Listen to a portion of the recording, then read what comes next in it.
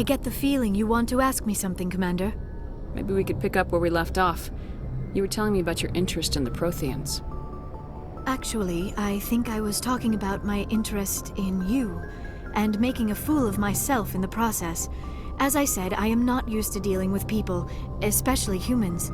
I did not really know much about your species when we first met, Shepard. I found it hard to take humanity seriously. Your kind always seemed so rushed and high-strung. We don't have the luxury of time, and Asari can live for 1,000 years. We're lucky if we hit 150. That is true. At first I thought that was a weakness of your species. After spending time with you and your crew, however, I think it may actually be an advantage. You humans are creatures of action. You pursue your goals with an almost indomitable determination. It is an admirable trait, but also an intimidating one. You're scared of us? Unfortunately, the rest of the galaxy sees humanity as something of a bully. You run over anyone in your path to get what you want. It is up to people like you to change their minds, Shepard. I'm doing the best I can, Liara. There is a reason the Council chose you to become a Spectre. They saw something special in you. The best of what humanity has to offer. I looked into your history. I know what happened on Akuz. The fact that you survived shows a remarkable strength. You didn't need to go behind my back. I would have told you whatever you wanted to know. I apologize, Commander. After our last conversation, I was afraid I would say something stupid again. I wanted to know more about you, to understand what made you into the woman you are. There is something compelling about you, Shepard. Are you sure you're interested in me, or is it my visions of the Protheans? I admit, your connection to the Protheans had something to do with my initial interest, but it has grown beyond that. You intrigue me, Shepard, but I was not sure if it was appropriate to act on my feelings. I thought there might already be a relationship between you and Lieutenant Alenko.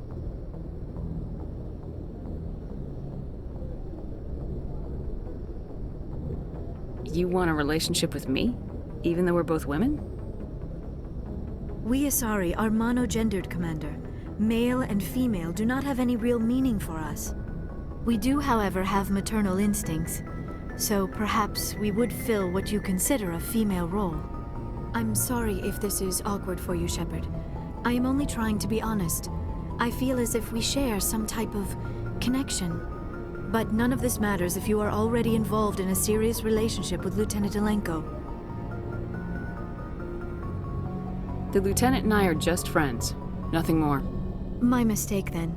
I am not as adept at understanding human relationships as I thought. But what about us, Shepard?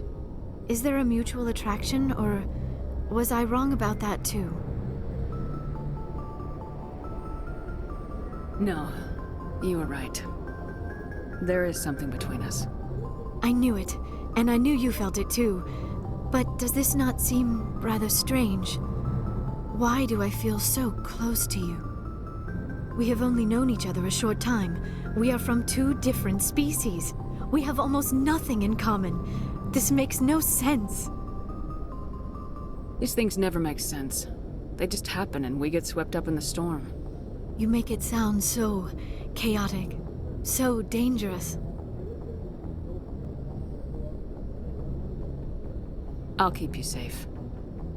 I am not looking for a protector. This is all a bit overwhelming. I am not used to this. You. I need some time. Take all the time you need, Liara. I'll be here. Thank you, Shepard. Let's just talk about something else for now. I should go. Goodbye, Shepard.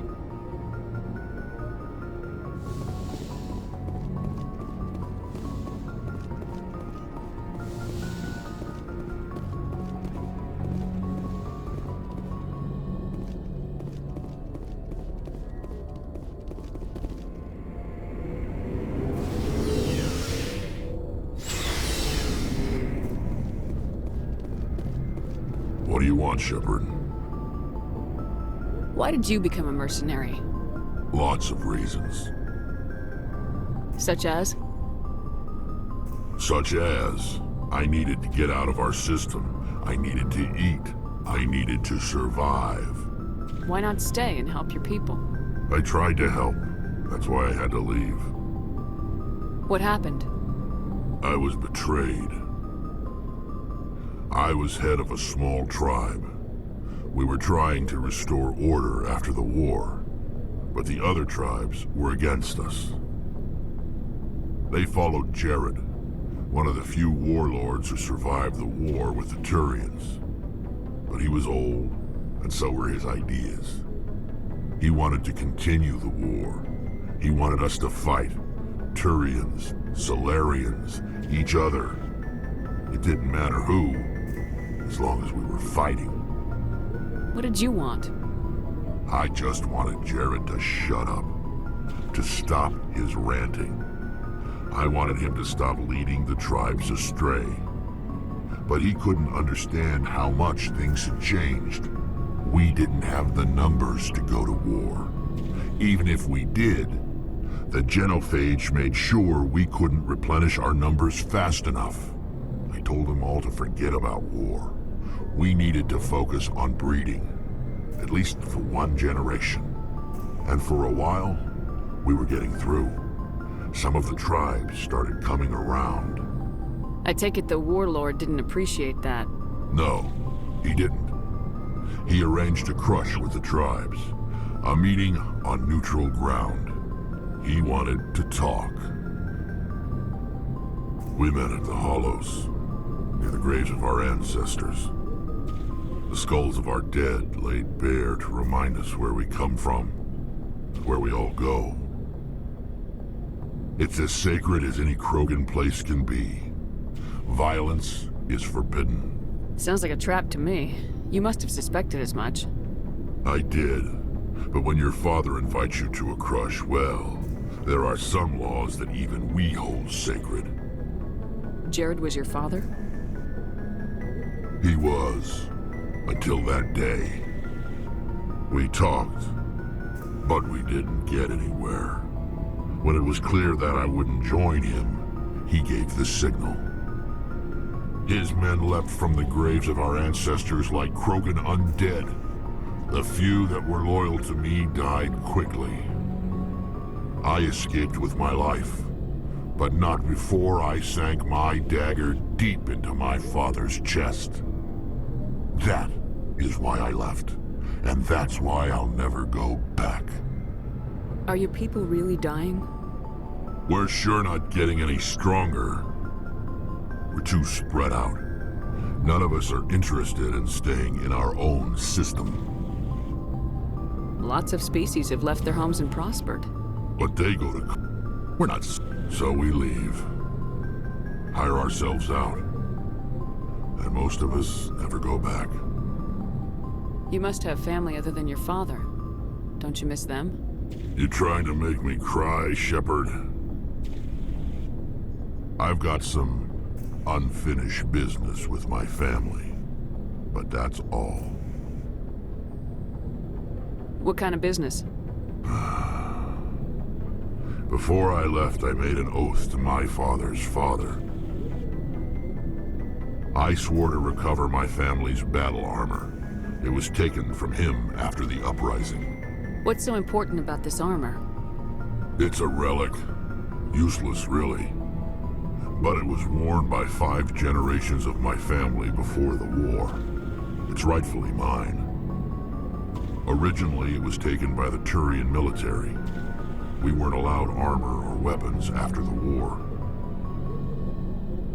Now, it's in the hands of Taun Actus, a Turian scum who collects relics from the war. He's made millions selling Krogan artifacts that were stolen from my people. He's got several bases where he stores his goods, all fortified and guarded. I just don't know which base has my family's armor. Just tell me where to start looking. I'll upload the data to your nav system. But Commander, I want to be there when you find him. So long, Rex. Shepard.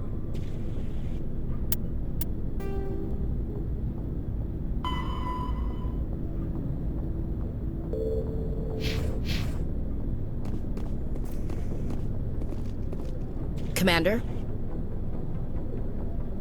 Do you have a few minutes to talk? One-on-one? Sure. I was just watching some mail from home. Oh, before I go, we saw Caden in a news vid about the Normandy.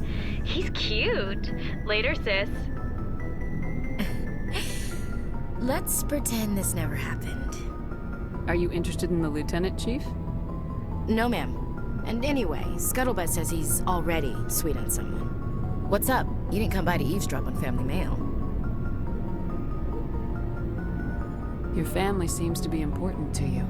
Yeah, we've always been close. Me and my sisters especially. With Dad on duty so much, I had to help Mom raise them. Did your father serve with the fleet? Yeah, took any crap posting he could get that offered space time. You know what? He worked his ass off trying to get recognized, but he never made it above serviceman 3rd class. He was real proud when I made Chief. First thing he did was salute. What about your mother? You haven't mentioned her.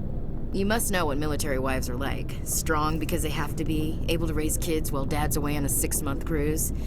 She has a degree in planetary geology. She and Dad both wanted to see new worlds. She gave up her career to raise us, though. You have more than one sister?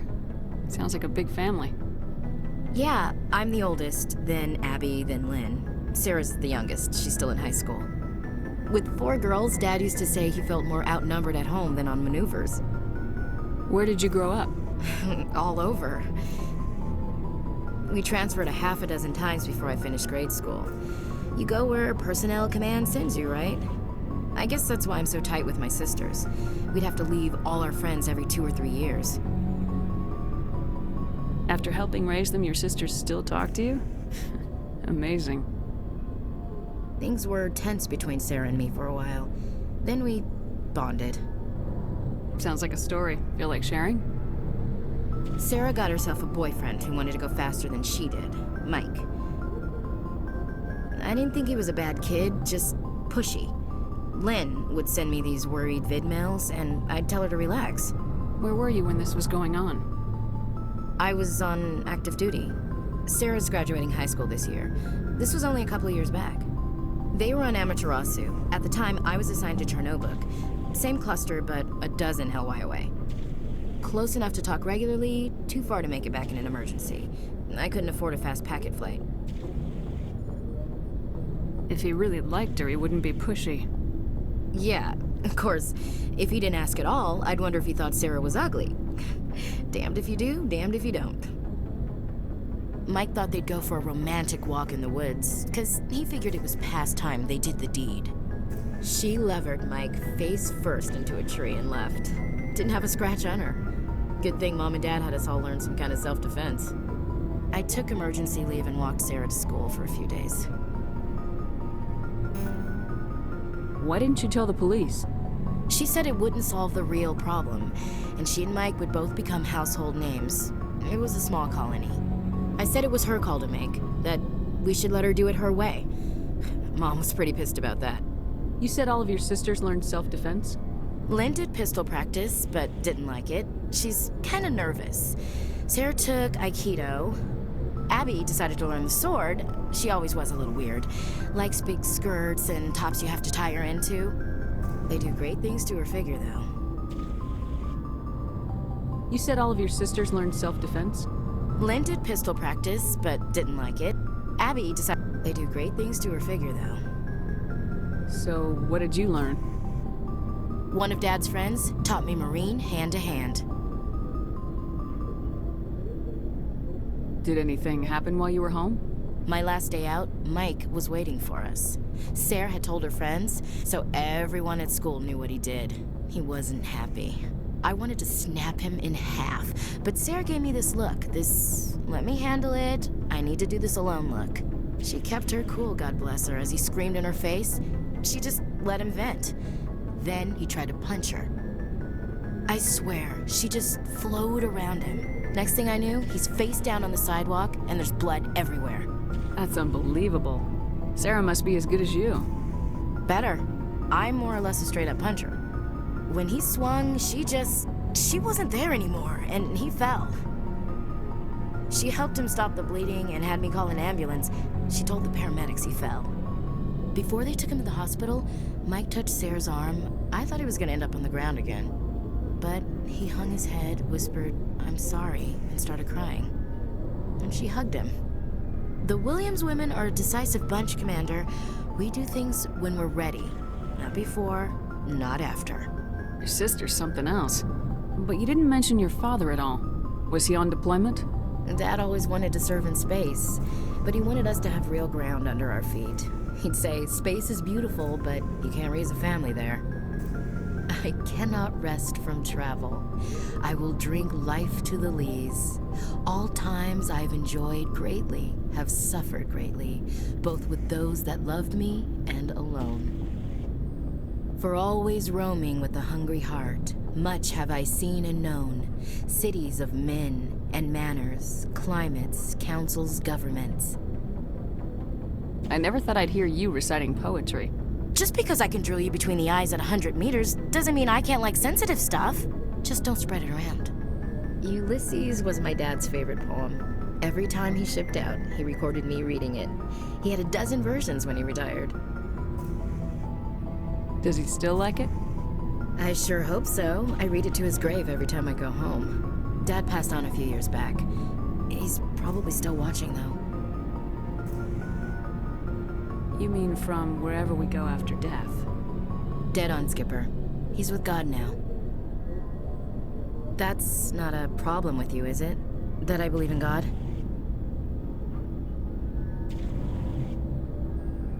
Everyone has the right to believe what they want. Says so in the Alliance Charter, only with fancier words. I'm glad you're open-minded about it. I've met a few people who are really weirded out by my faith. Because I work in space, I can't believe in a higher power? Jeez. Hello, have you people looked out the window? How can you look at this galaxy and not believe in something? I should get back to my duties. Didn't mean to take up so much of your time. Dismissed, Chief. Ma'am.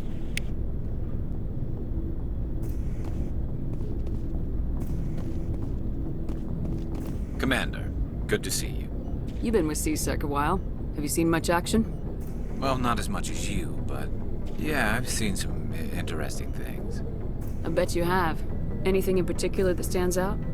I remember this Solarian geneticist I was sent to investigate. That case was a bit disturbing. What happened? Why were you investigating him? I was tasked with tracking black market trade on the Citadel. Most of it harmless, nothing I needed to pursue. But during the course of my investigation, I noticed an increase in the trade of body parts, organs mostly. We usually get a few of those, but not the numbers I was seeing. We weren't sure if there was a new black market lab or if some freak was harvesting organs from citizens.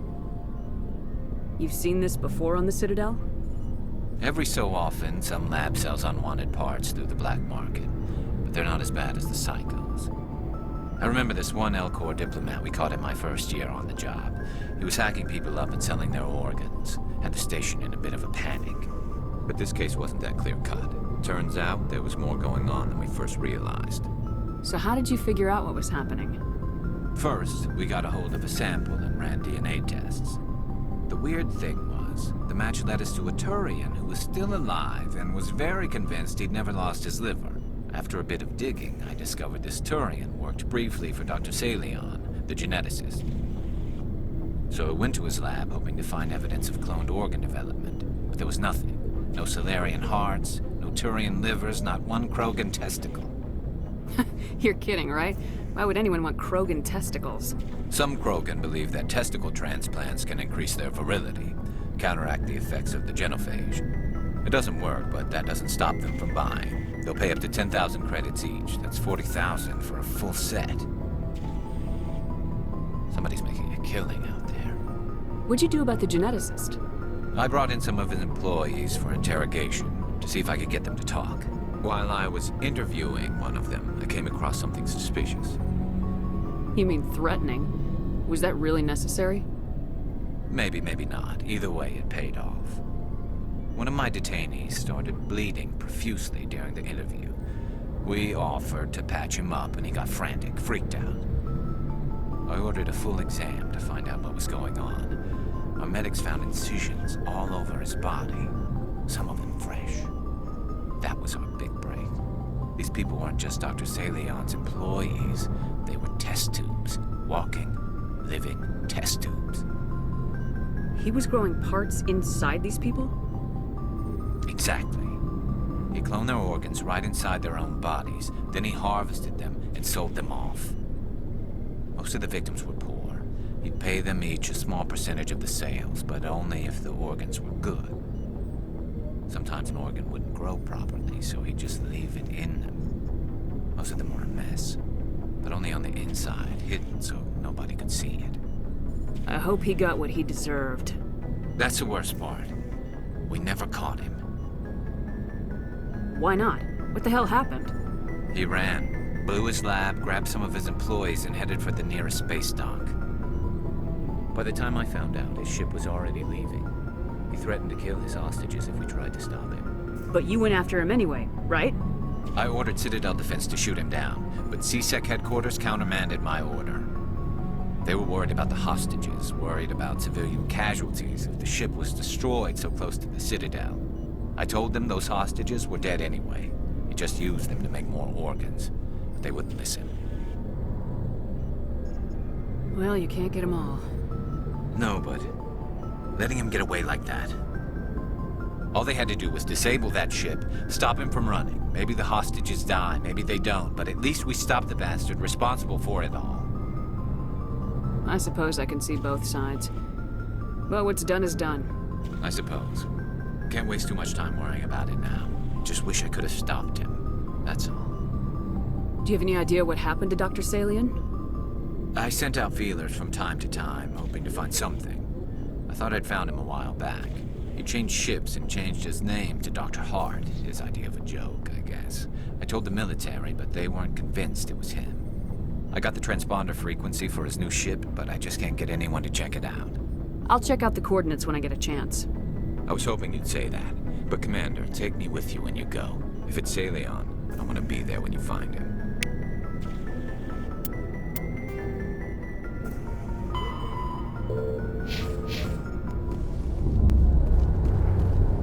Shepard, I'm glad you're here.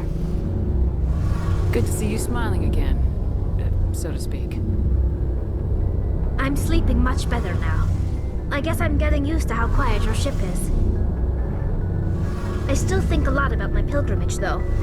I know Starin's our top priority, but with all the worlds we go to, I was hoping to find something to bring back to the flotilla. We've still got a long way to go. You'll find something to take back. Yes, but it cannot just be some derelict ship my people can use for salvage. It has to be more than that. There's a lot expected of me. What's so special about you? It's my father. He's the senior member of the Admiralty Board.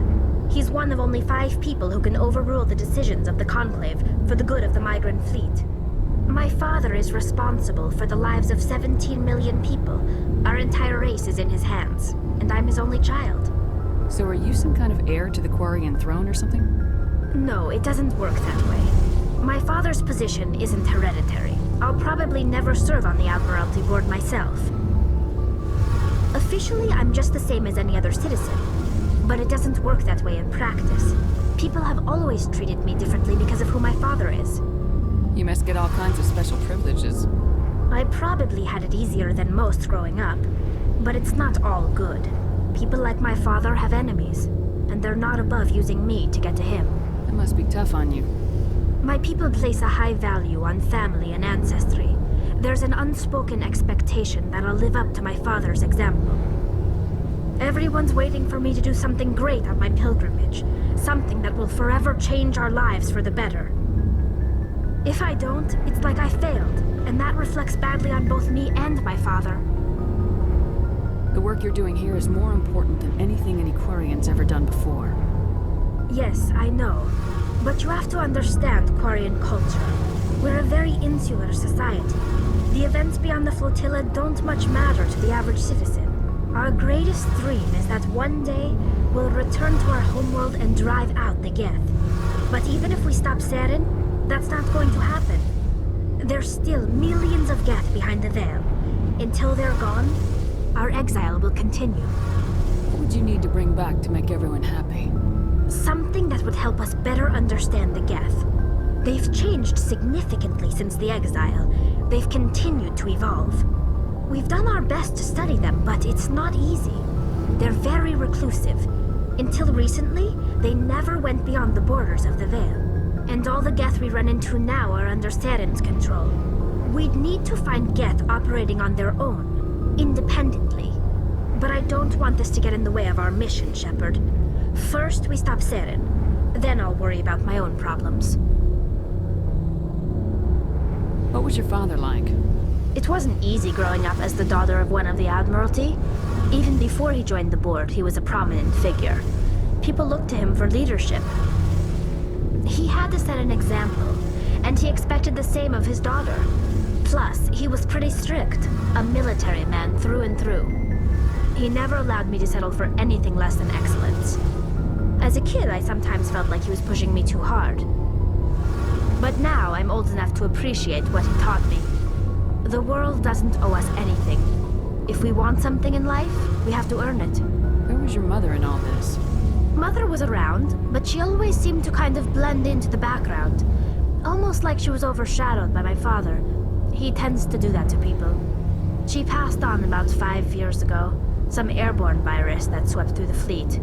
Happens sometimes when the filters start to break down. I think my father took it pretty hard. After she was gone, he became even more focused on his work.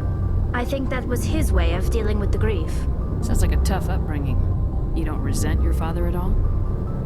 Like I said, it wasn't easy. My father's not the kind of person you bond with. And he wasn't around all that much. Too busy. People counted on him, and he took his duties seriously. Even when he was around, he always seemed a bit distant. Like his mind was always somewhere else. Come to think of it, I can't ever remember seeing him smile. Not once. It's like he was always weighed down by all that responsibility. I mean, I know he cares about me, but he never really showed it, not in the usual way.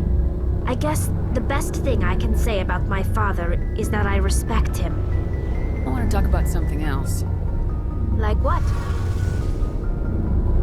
I want to know more about the Geth. I doubt I can tell you anything you don't already... All I know is the story of their origins. What they were when we created them, and how they turned on us. Interesting. The Geth were originally created. Over time, we made small modifications to their programming to allow How them... come the Council didn't... This wasn't true. The changes were... But one thing we underestimated was the power of the neural network. So the Geth share... Many of the Geth's logic systems were designed to work in concert with other... So there's some sort of group consciousness? No, nothing like that. Each Geth maintains...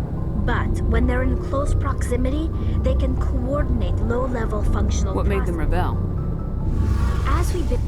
One day, as you can imagine, this caused a near panic among my people. What did you do? It was inevitable. The newly...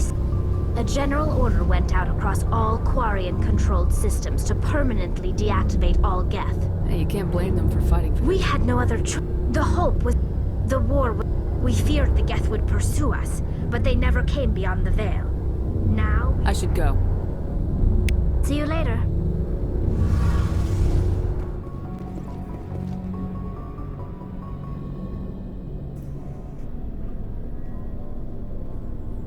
Do you have some time to talk now, Commander?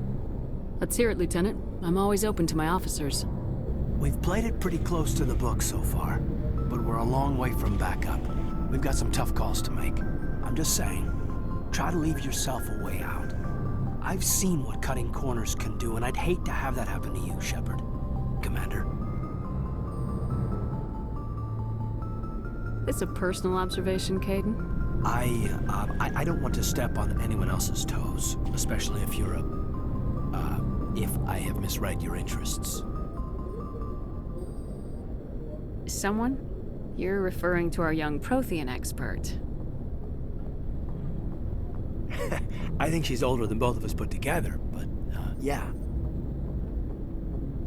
There's a lower deck rumor that she's, interested in you as more than a source of Prothean data. She's a very interesting lady, my, tastes, but, I never claimed to be big on alien culture.